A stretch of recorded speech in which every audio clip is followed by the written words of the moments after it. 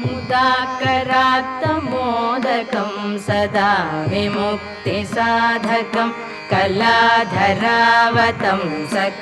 विलासिलोकरक्षकं मुदाकरात्तमोदकं सदा विमुक्तिसाधकं कलाधरावतंसकं विलासिलोकरक्षकम् अनायकैकनायकं विनाशिते भदैत्यकं गताशुभाशुनाशकं नमामि तं विनायकम् अनायकैकनायकं विनाशिते भदैत्यकं